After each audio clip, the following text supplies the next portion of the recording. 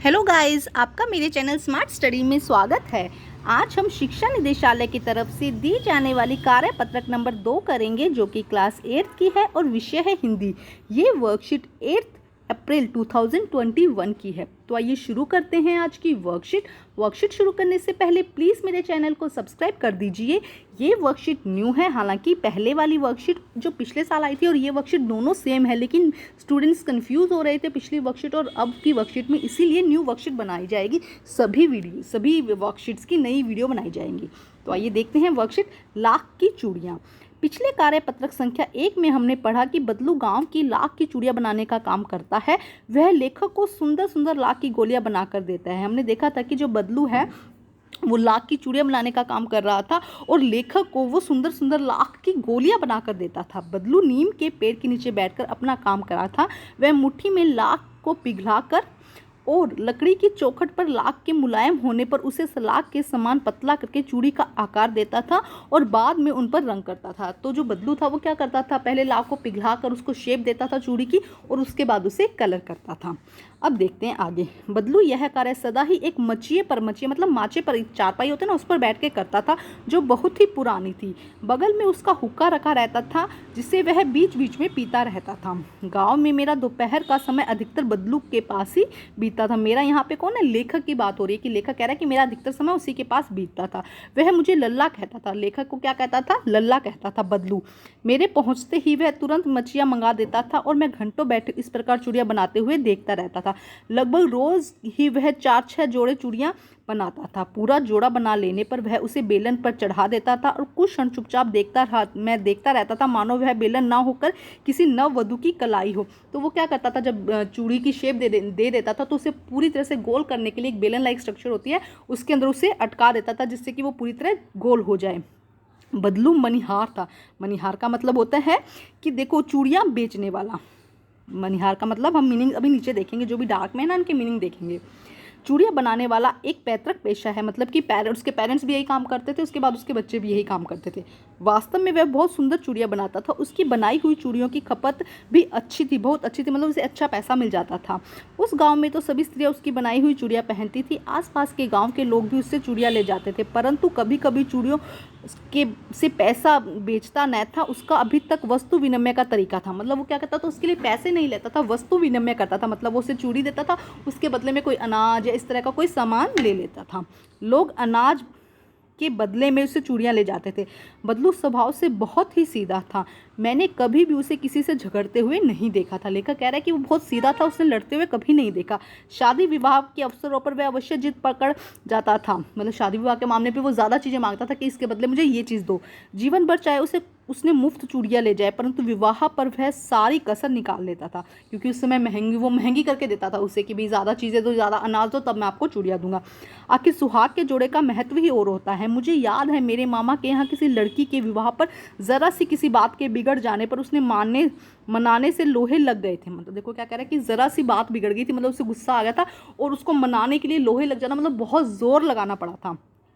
विवाह में इसी जोड़े का मूल्य इतना बढ़ जाता है कि उसके लिए उसके घर वालों के सारे वस्त्र मिलते, ढेरों अनाज मिलता, उसके लिए पगड़ी मिलती, रुपए जो मिलते वो अलग, मतलब इतना सारा सामान उसे विवाह के कोई शादी ब्याह होता था तो उस समय मिलता था। यदि संसार में बदलू किसी बात से चिढ़ थी तो वह थी कांच की चूड़ियों से। अगर उसे किसी बात से गुस्सा आता था तो, क्योंकि वो खुद तो लाख की चूड़ियाँ बनाता था, लेकिन उसे गुस्सा किस बात पे आता था, अगर कोई कांच की चूड़ियाँ पहनता था। किसी भी स्त्री के हाथ में अगर कांच की चूड़ियाँ दिख जाती तो वह अंदर ही अंदर कुड़ जाता था, मतलब उसे गुस्सा आ जाता था अंदर ही अंदर। कभी कभी तो 2-4 बातें भी सुना देता और कह देता कि क्या तुम कांच की चूड़ियाँ पहनी हो, भाई लाख की चूड़ियाँ पहनो, है ना। इस तरह से वो कुछ बातें भी सुना देता था। अब देखो नेक्स्ट क्या है, नए शब्द देखो यहाँ पे क्या, मचिया मतलब बैठने के लिए उपयोग आने वाली सूतली आदि से बुनी हुई छोटी चकोर खाट, जो छोटी खाट होती है, छोटी जो माचा जिसे हम बोलते हैं, चारपाई बोलते हैं, उसे मचिया कहते हैं। मनिहार मतलब चूड़ी बेचने वाला। पैतृक मतलब पूर्वजों या पिता से प्राप्त हुई पुश्तैनी, मतलब जो पिता ने किया वही आगे बच्चे कर रहे हैं ना, तो उसे हम पैतृक कहते हैं। वस्तु विनिमय, रुपयों पैसों से न खरीद कर एक वस्तु के बदले दूसरी वस्तु लेना। कसर मतलब कि घाटा पूरा करना, मतलब जो भी कसर थी उसको पूरा कर लेना।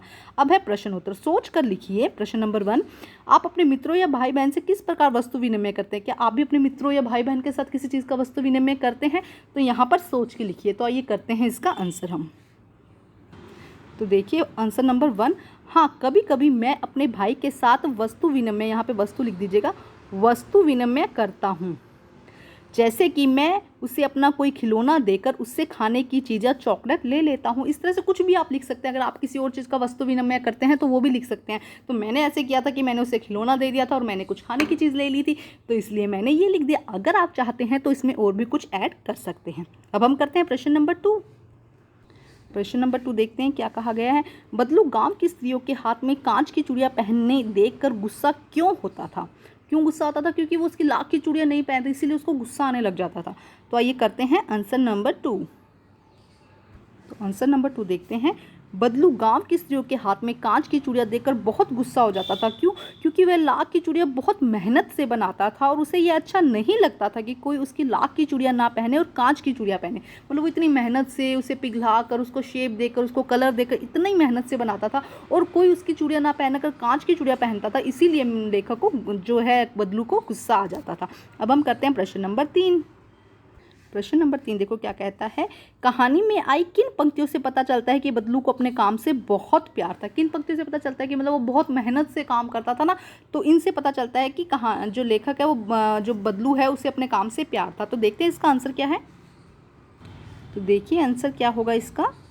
बदलू अपने काम से बहुत प्यार करता था, जैसे कि वह हर रोज़ 4-6 लाख की चूड़ियों के जोड़े बना देता था और उन्हें बेलन पर चढ़ाकर चुपचाप देखता रहता था कि जैसे किसी नववधू की कलाई को देख रहा हो। इससे पता चलता है कि उसे अपने काम से बहुत प्यार था। मतलब उसे निहारता रहता था क्योंकि उसने इतनी मेहनत से बनाया ना, तो उस चीज़ को वो बहुत प्यार से देखता रहता था चुपचाप, जैसे कि नववधू को कोई की कलाई को देख रहा है ना, इस तरह से वो बेलन में चूड़ियाँ चढ़ाता था।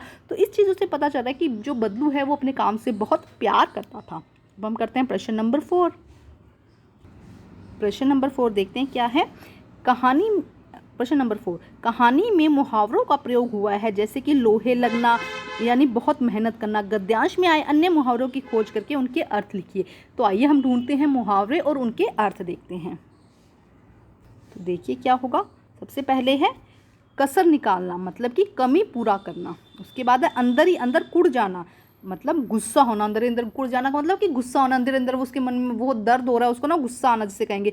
2-4 सुना देना, कड़वी बात बोलना। तो ये मुहावरे जो गद्यांश में आए गए हैं, कसर निकालना, कमी पूरा करना, अंदर ही अंदर कुड़ जाना, गुस्सा हो जाना, 2-4 सुना देना, कड़वी बात बोलना। अब हम करते हैं प्रश्न नंबर 5।